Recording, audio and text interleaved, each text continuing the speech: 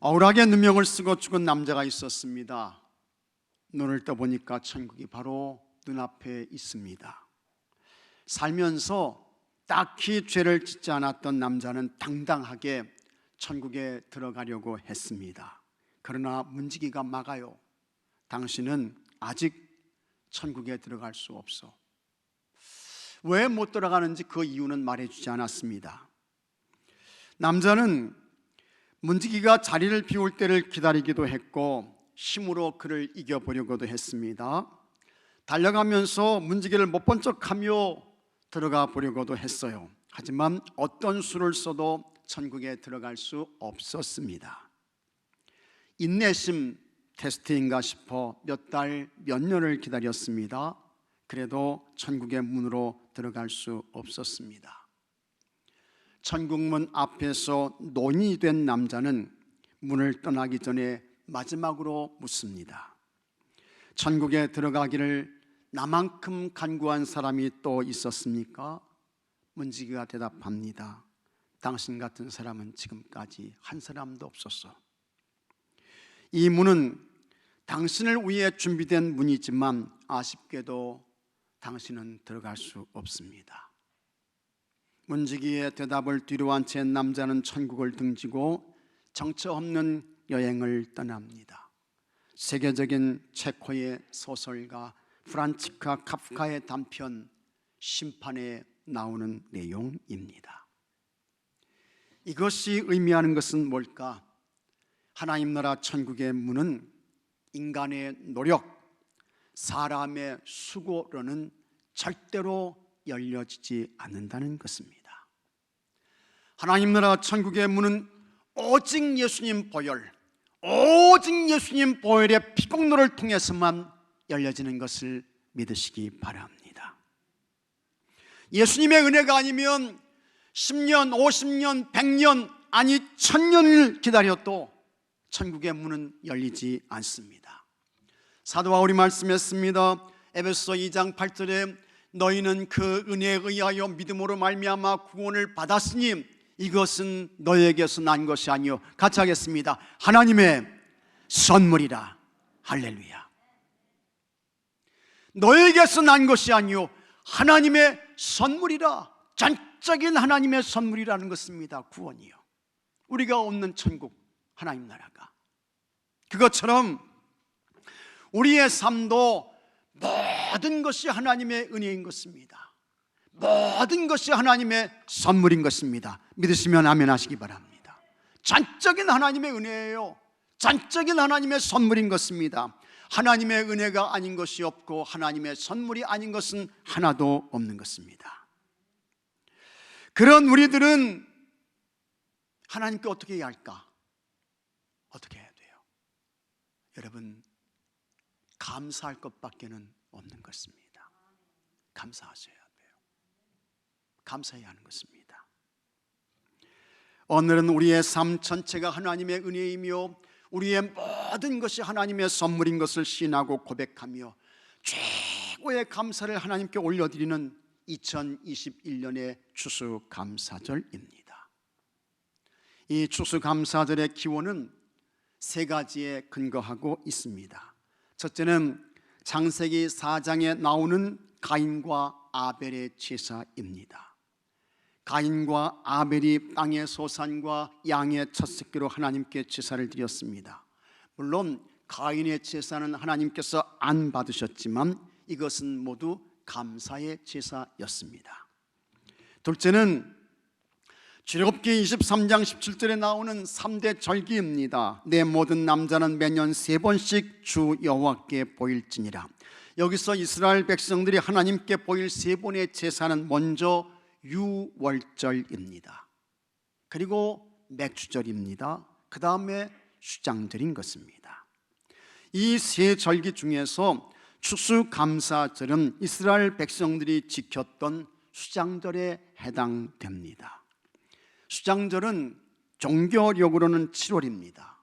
민간력으로는 1월이에요. 태양력으로는 9월에서 10월입니다.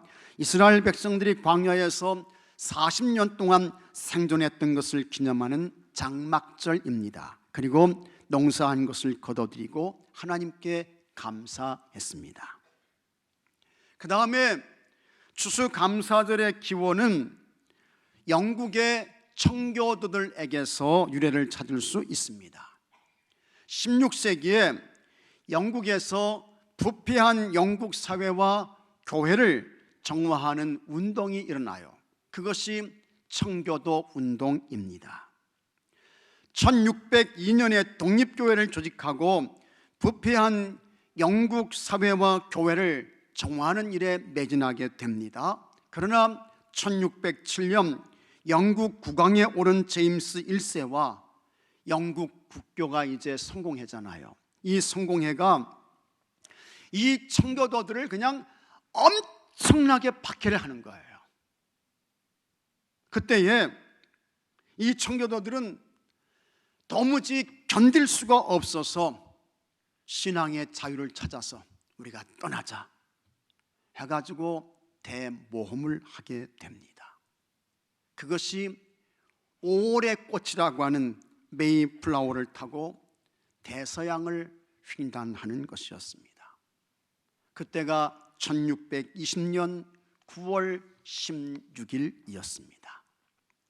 신앙의 자유를 찾아 나선 청교도들은 거친 파도를 넘고 풍랑을 이겨내고 3개월 조금 더 되는 항해 끝에 새로운 대륙을 발견하고 그곳에 내리게 되는데 바로 그곳이 미국의 매사추세츠주 플리모스 항구였습니다. 그날이 1620년 12월 21일이었습니다. 그런데 그의 겨울은 너무 추웠습니다. 굉장히 추웠어요. 사람들이 추위를 이겨내지 못하고 죽었습니다. 질병과 굶주림으로 죽었습니다. 밤에는 인디언들이 습격을 해요. 그래서 이 청교도들이 죽어요. 배를 타고 왔던 사람들 중에 거의 절반이 죽었습니다. 새해가 되었습니다. 그들은 아주 혹독하고 거친 환경에서 제일 먼저 하나님 교회를 세웁니다. 그 다음에 학교를 짓는 거예요. 그리고 자신들이 살 집을 세웠습니다. 새해가 되었습니다. 농사를 시작하는데 봄이 되자 감자를 심어요. 옥수수를 파종했습니다. 그때에 풍토병이 와서 또 많은 사람들이 죽습니다. 가을이 되었습니다. 농사한 것을 추수했습니다. 추수한 것은 정말 형편없었습니다. 겨우 씨만 건질 수 있었습니다. 그리고 1623년의 가을에 비로소 온갖 고생과 수고 끝에 풍성한 수확을 거두게 됩니다. 그런데 이 청교도들은 그 수확을 자기 집으로 들이지 않아요. 먼저 하나님의 교회에 그걸 다 가져왔습니다. 그리고 제단에 그것을 쌓습니다. 그 다음에 하나님께 감사의 예배를 올려드립니다. 그리고는 특별히 그들을 공격했던 인디언들을 초청해요. 그래서 그들과 함께 음식을 나누며 이 감사절의 축제를 열게 되는 것입니다. 이것이 추수감사절의 시작입니다. 신앙의 자유를 찾아 떠났던 청교도들 입장에서 보면 그들은 도저히 감사의 상황이 아니었습니다. 다른 것도 아니고 박해를 피해서 영국을 떠났어요. 신앙의 자유를 찾아 모든 것을 내려놓고 대모험을 시작했습니다. 그런 저들에게 현실은 아주 혹독했습니다. 이미 배 안에서 수많은 사람들이 죽었습니다. 육지에 내려서는 추위로 죽어요. 굶주림으로 죽습니다. 질병으로 죽습니다. 인디언들의 습격을 받아서 죽습니다. 농사를 지었는데 2년 동안 실패했습니다. 거두지 못했습니다. 밤에는 인디언들의 습격을 받아서 항상 불안한 거예요. 그저 원망과 불평과 탄식이 쏟아져 나올 수 있는 처지였습니다. 이렇게 힘들고 어렵고 고통스러운 것이라고 하면 우리가 왜 이곳에 왔어? 원망과 탄식과 절망의 소리가 끊임없이 나올 수 있습니다. 그러나 이 청교도들은 그럼에도 불구하고 그렇다 할지라도 하나님께 감사했습니다. 감사의 예배를 올려드리고 감사의 찬송과 영광을 하나님께 높이 높이 올려드렸습니다. 그런 저들에게 하나님께서 큰 은혜와 복을 주셨습니다. 하늘에 신령한 복을 주셨고 땅에 기름진 복을 주셨어요. 그래서 여러분, 오늘의 미국이라는 나라를 이루게 하셨던 것입니다. 그러니 감사만큼 복된 것은 없죠. 감사만큼 귀한 것은 없어요. 감사만큼 좋은 것은 없고 감사만큼 가치 있는 것은 없습니다. 감사는 틀림없이 하나님의 은혜와 복으로 인도하는 가장 확실한 최고의 열쇠가 되는 것을 믿으시기 바랍니다. 신약 성경에서 하나님께 대하여 최고의 감사로 살았던 사람이 있습니다. 그는 사도 바울입니다. 바울은 골로새 교회의 성도들에게 보내는 편지에서 하나님께 감사할 것을 강조해서 말씀하고 있습니다. 특히 우리가 기억해야 할 것은 이 골로새서는 바울의 옥중서신입니다. 옥에 갇혀 있어요. 추운 감옥에 갇혀 있습니다. 캄캄한 감옥 속에 이 바울이 있는 것입니다. 그런데도 골로새 교회의 성도들에게 감사를 말씀하고 있습니다. 15절에 그리스도의 평강이 너희 마음을 주장하게 하라. 너희는 평강을 위하여 한 몸으로 부르심을 받았나니 너희는 또한 같이 하겠습니다. 감사하는 자가 되라. 감사하는 자가 되십시오 말씀하고 있습니다. 그 다음에 16절에 그리스도의 말씀이 너희 속에 풍성히 거하여 모든 지혜로 피차 가르치며 권면하고 시와 찬송과 신령한 노래를 부르며 감사하는 마음으로 하나님을 찬양하고 했습니다. 시와 찬송과 신령한 노래를 부르며 하나님께 감사하십시오. 감사를 말씀하고 있습니다.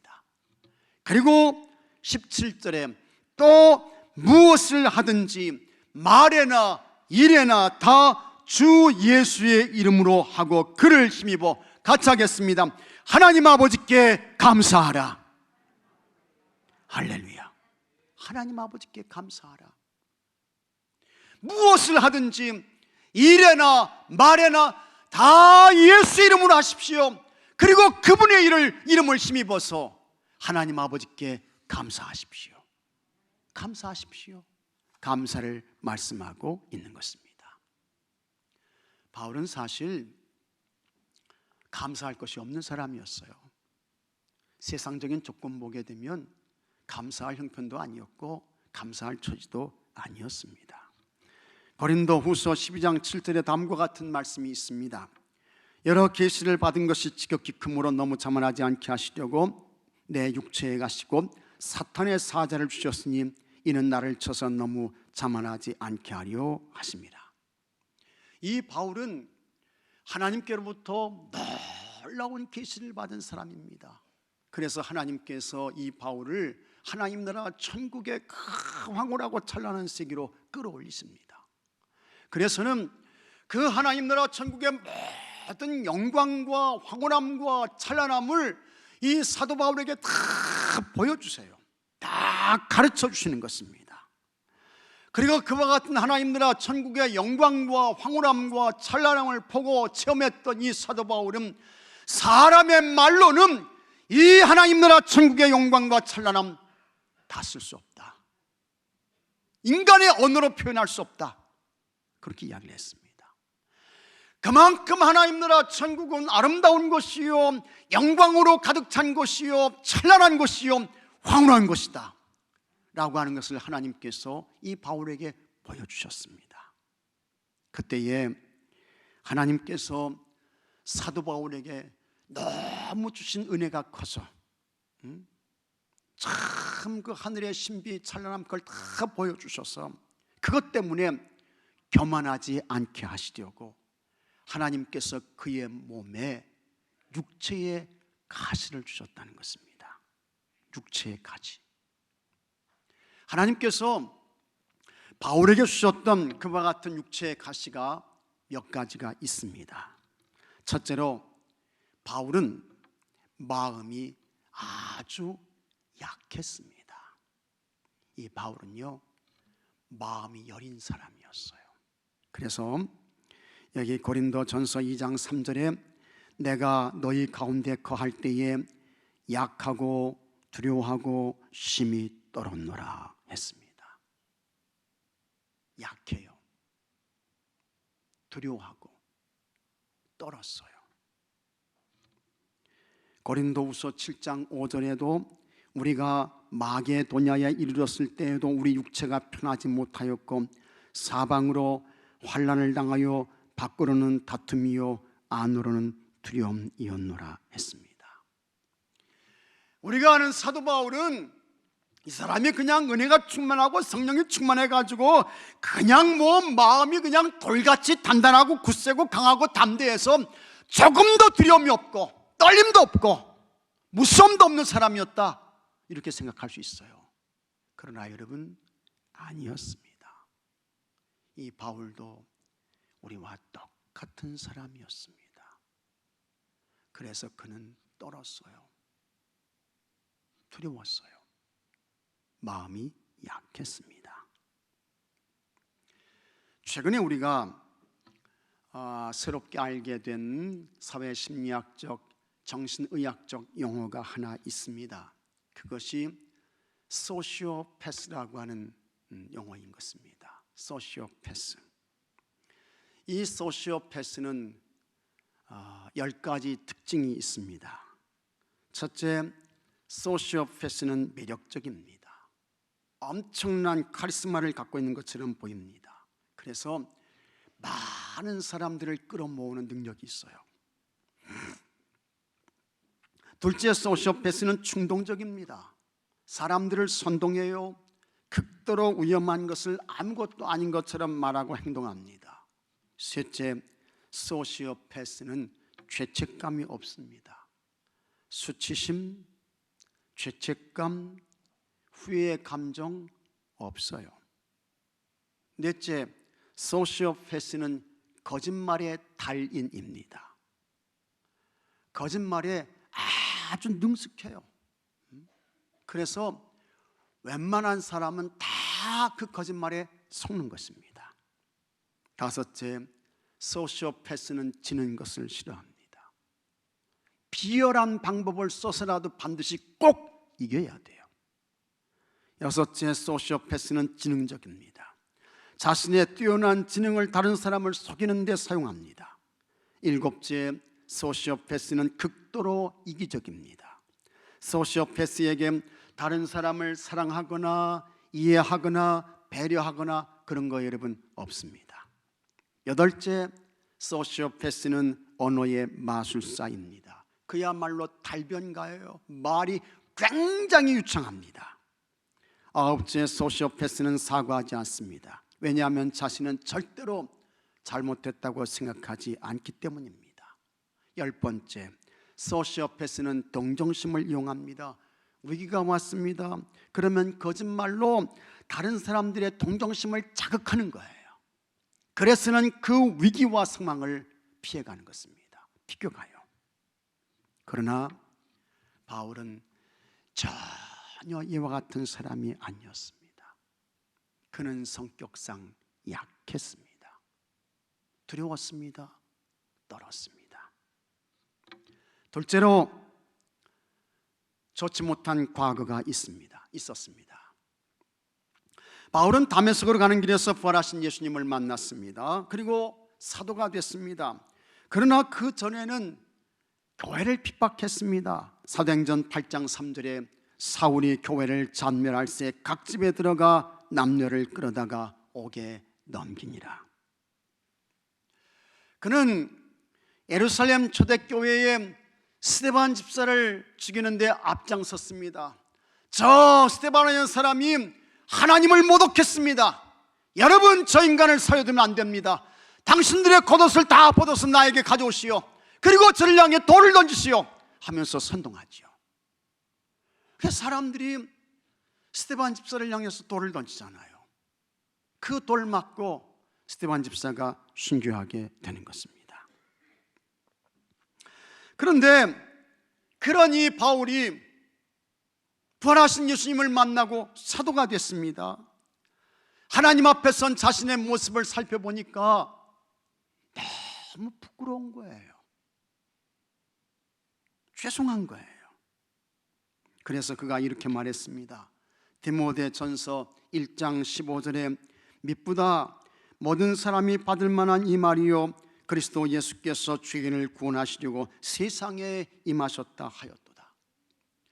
죄인 구원하시려고 예수님이 이 세상에 오셨는데 그와 같은 죄인 중에 내가 괴순이라 했습니다. 죄인 구원하시려고 예수님 오셨는데 그 죄인들 중에서 자기 자신은 누굽니까? 괴수라는 거예요. 괴수. 죄인 중에서도 최고 우두머리라는 것입니다. 왜 바울이 이와 같은 말을 하는 것일까? 참 사도가 되고 주님 앞에 선 자신의 모습을 보니까 과거의 자기의 모습이 너무 부끄러운 거예요. 정말 죄송한 것입니다. 셋째로 바울은 결혼하지 않았습니다. 그는 독신으로 복음을 전했습니다. 심지어 그는 이와 같은 말도 했습니다. 고린도전서 7장 7절에 나는 모든 사람이 나와 같기를 원하노라. 그러나 각각 하나님께 받은 자기의 은사가 있으니 이 사람은 이러하고 저 사람은 저러하니라. 바울은 모든 사람이 다 자기와 같기를 원한다고 했습니다. 이 말은 뭡니까? 결혼하지 마십시오. 그런 이야기예요. 바울은 결혼하지 않았습니다. 혼자였습니다. 그런 바울은 3번 감옥에 갇혀요. 사도행전 16장에 빌립보에서 복음을 전하다가 붙잡혀서 빌립보 감옥에 갇힙니다. 그때 거의 죽을 정도로 매를 맞았습니다. 로마로 가기 전에 가이사랴 감옥에서 2년 정도 갇혀 있었습니다. 그리고 추후 61년부터 63년까지 로마 감옥에 갇혔습니다. 그 후에 잠깐 풀렸다가 64년에 다시 감옥에 갇히게 돼요. 64년에 로마에서 대화재가 발생하게 되는데 이 대화재의 그 배후 인물로 로마 황제 네로가 이 바울을 모함한 것입니다. 누명을 뒤집어 씌운 거예요. 그래서 그가 다시 64년에 투옥이 돼가지고 67년에 순교하게 됩니다. 그렇게 감옥에 갇혀 있을 때에 그는 혼자였습니다. 외로웠습니다. 쓸쓸했습니다. 고독했습니다. 넷째로 바울은 사도의 자격 시비에 시달렸습니다. 사도행전 1장 21절에 사도의 자격이 어떤 것인지를 규정한 말씀이 있습니다. 이러함으로 요한의 세례로부터 우리 가운데서 올려져 가신 날까지 주 예수께서 우리 가운데 출입하실 때 항상 우리와 함께 다니던 사람 중에 했습니다. 이 말씀을 보게 되면 누가 예수님의 사도의 자격이 있는가 하는 것을 우리가 알게 됩니다. 먼저 요한의 세례부터라고 했습니다. 이것은 예수님께서 공생의 사역을 시작하신 것을 말씀합니다. 그러니까 예수님께서 하나님의 사역을 감당하는 공생의 사역을 시작할 때에 예수님께로부터 택함과 부름, 이걸 받는 거예요. 이 사람이 사도의 자격이 있다는 것입니다. 그 다음에 예수님께서 십자가에서 죽으셨습니다. 예수님께서 3일 만에 죽음을 이기시고 부활하셨습니다. 40일 동안 땅에 계셨습니다. 하나님 나라 천국의 일을 말씀하셨습니다. 그리고 예수님께서 하늘로 승천하십니다. 이 모든 것을 예수님과 함께 했던 사람들, 이 사람들이 사도의 자격이 있다는 것입니다. 하지만 바울은 하나도 해당되는 게 없습니다. 바울은 예수님께서 공생의 사역을 하실 때에 예수님으로부터 택함과 부름을 받지 못했습니다. 예수님께서 갈릴리와 예루살렘에서 사역하실 때에 예수님 못 배웠습니다. 예수님의 십자가 죽음의 현장에 있지도 않았습니다. 예수님께서 승천하시는 것도 보지 못했습니다. 마가의 다락방에도 없었습니다. 그리고 3년이 지났습니다. 추후 33년에 다메섹 도상에서 부활하신 예수님을 만났습니다. 그리고 사도가 됐습니다. 이와 같은 바울에 대하여 노골적으로 바울의 사도권에 도전한 사람들이 있었습니다. 바울 저 사람이 진짜 사도가 맞냐? 저 사람 진짜 예수님의 사도야? 하는 것입니다.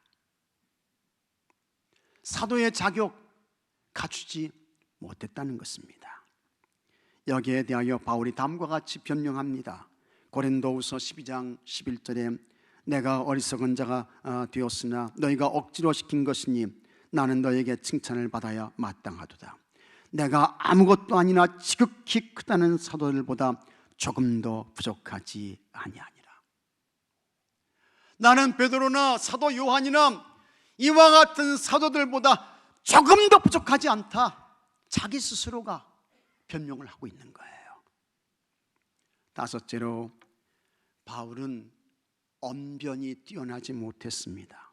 지금으로 말하면 목사가 설교가 부족한 거예요. 설교가 안 되는 거예요. 고린도후서 11장 6절에 내가 비록 말에는 부족하나, 이전 성경에는 내가 말에는 졸하나 이렇게 이제 번역을 했어요.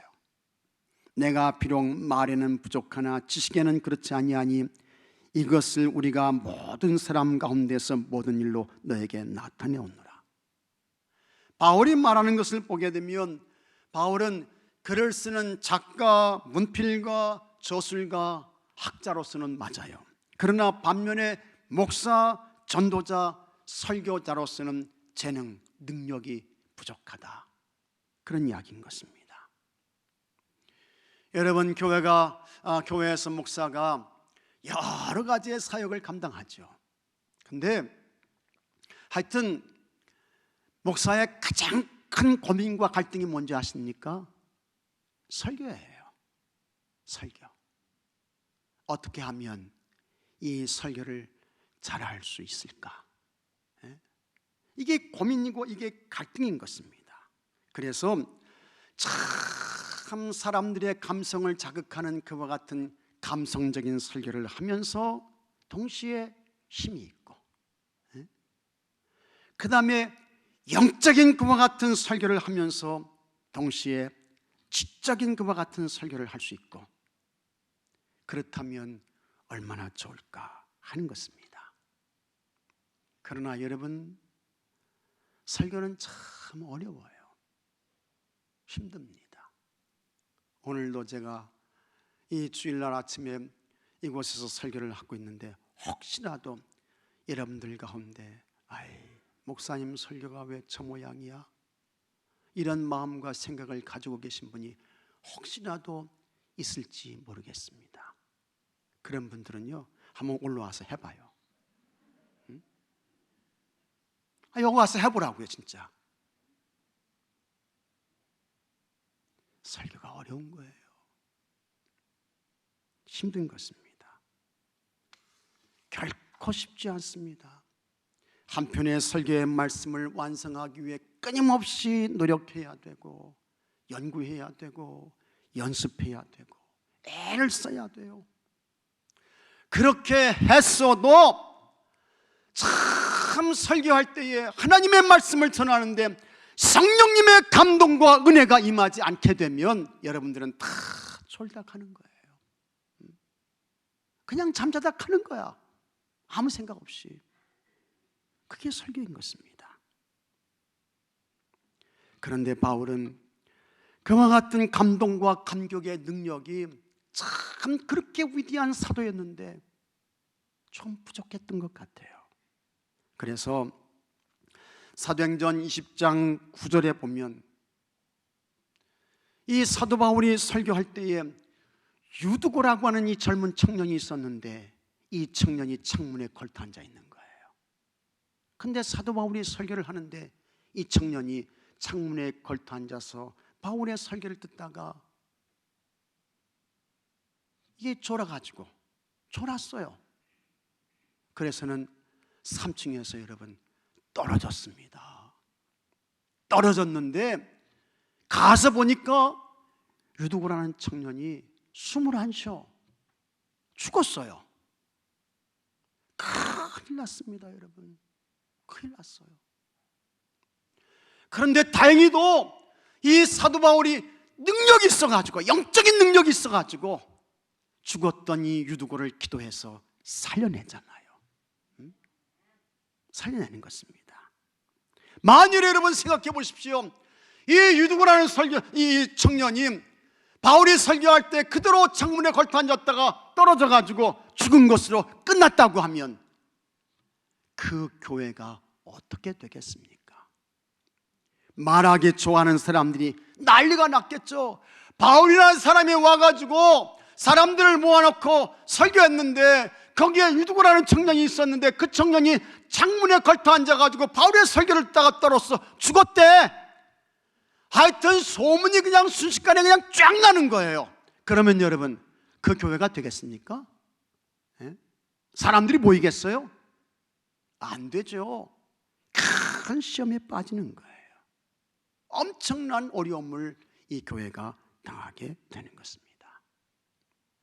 여섯째로, 바울은 신체적인 부족함이 있었습니다. 그는 어머니 뱃속에서 10개월을 다 채우지 못하고 태어났습니다. 고린도전서 15장 8절에 맨 나중에 만삭되지 못하여 난자 같은 내게도 보이셨느니라, 이 말씀을 보게 되면 바울은 칠삭동이로 태어났는지 팔삭동이로 태어났는지 어머니 뱃속에서 10개월을 채우지 못했어요. 그래서 그런지 이 바울은 여러분, 학자들이 말하는데 키가 굉장히 작았습니다. 바울의 키는요 150cm밖에 안 되었습니다. 너무너무 작은 거예요. 거기다가 눈썹은 일자고 머리에는 머리카락이 있어야 되는데 머리가 없어요. 다리는 휘어졌습니다. 코는 매부리 코에. 바울의 외모는 진짜 별로였습니다. 일곱째로, 바울에게는 치명적인 병이 있었습니다. 고질적인 병이었습니다. 참 감당하기 어려운 힘든 병이었습니다. 바울의 몸에 지니고 있던 병은 하나가 아니었습니다. 먼저 그는 안질이 있었습니다. 다메섹 도상에서 갑자기 하늘로부터 너무 강한 빛이 그의 눈에 쬐었습니다. 그때부터 눈이 안 보여. 앞을 볼 수 없는 거예요. 다메섹에 가가지고 아나니아에게 안수를 받고 다시 보게 되었는데 거기서부터 안질이 생겨가지고 그의 눈에 눈곱이 끼고 눈물이 쭉 흐르고 안질이 있어요. 그 안질이 어디까지 올라갔습니까? 머리까지 올라가서 그는 만성 두통에 시달렸습니다. 머리가 아파요. 머리가 막질난 것입니다. 참 힘든 것입니다. 그리고 그 다음에는 그 머리가 아픈 것이 어디까지 갔습니까? 간질병으로까지 이어진 것입니다. 이런 가시를 몸에 지니고 있었던 바울은 그 가시를 뽑아달라고 하나님께 3번 기도합니다. 여기 3번 기도했다는 것은 딱 3번만 기도했다는 그런 의미가 아닌 것입니다. 이 3이라고 하는 숫자는 히브리 사람들에게 완벽이라고 했어요. 성부, 성자, 성령, 완벽인 것입니다. 그러므로 3번 기도했다는 것은 하나님 제발 이 가시 좀 뽑아주세요. 내 몸에서 이 가시 좀 없애주세요. 하나님 왜 이것을 그냥 놔두십니까? 이걸 좀 제거해 주세요. 정말 목숨을 걸고 간절히 하나님께 기도했다는 거예요. 도와달라고, 고쳐달라고. 그때에 하나님께서 그에게 응답하십니다. 고린도후서 12장 9절에 같이 한번 읽어보겠습니다. 나에게 이르시기를 내 은혜가 내게 적하도다.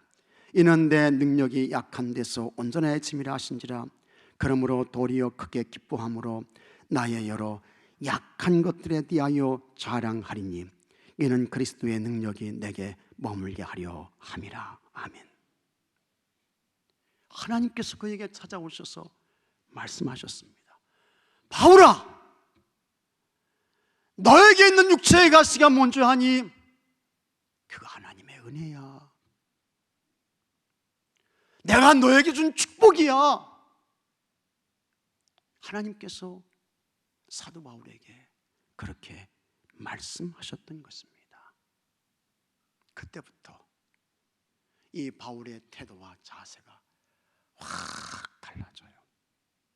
바뀝니다. 하나님께서 내 몸에 주신 이 가지가 하나님의 은혜구나. 이게 하나님의 축복이네. 이걸 깨닫게 된 바울은 자기의 약함을 오히려 자랑하게 되는 것입니다. 왜 그렇습니까? 그 약한 가시들로 인해서 하나님께서 그에게 능력으로 역사하셨기 때문인 것입니다. 그래서 여러분, 가시도 하나님의 은혜인 것을 믿으시기 바랍니다.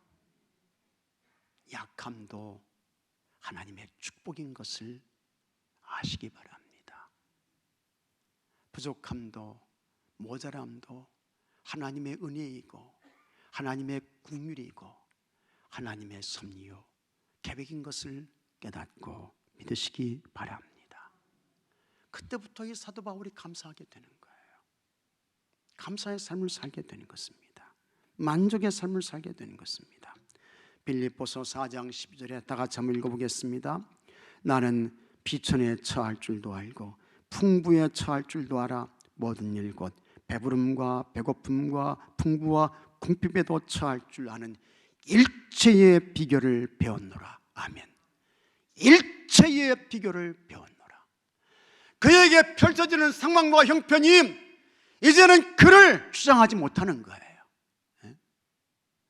그에게 주어진 모든 상황이 만족이 된 거예요. 감사가 된 거예요. 감동이 된 것입니다. 일체의 비결을 깨닫게 된 것입니다. 여러분들 중에 바울만큼 형편과 처지와 상황이 안 좋으신 분 있습니까? 내 형편과 처지와 상황에 나는 왜 이 모양이야? 나는 왜 이렇게 살아야 돼? 그런 분들이 계신가요? 여러분, 그렇지 않습니다. 시간적으로는 벌써 2000년의 세월이 지났습니다. 예수님 믿는다고 핍박하지 않습니다. 교회 나간다고 붙들어서 감옥에 가두고 매를 때리지 않습니다. 감옥에 가두는 사람 없어요. 또 굽는 사람도 없습니다. 그런데도 여러분, 우리가 하나님께 감사하지 않는다고 하면 그분은 진짜 인생 잘못 살고 있는 것입니다. 원망과 불평의 삶을 산다고 하면 정말 인생 잘못 살고 있는 거예요. 사람은 행복해서 감사하는 것이 아닙니다. 여러분, 감사하면 행복해지는 줄로 믿으시기 바랍니다. 감사하면요. 행복해서 감사한 게 아니에요. 감사하면 행복해지는 것입니다.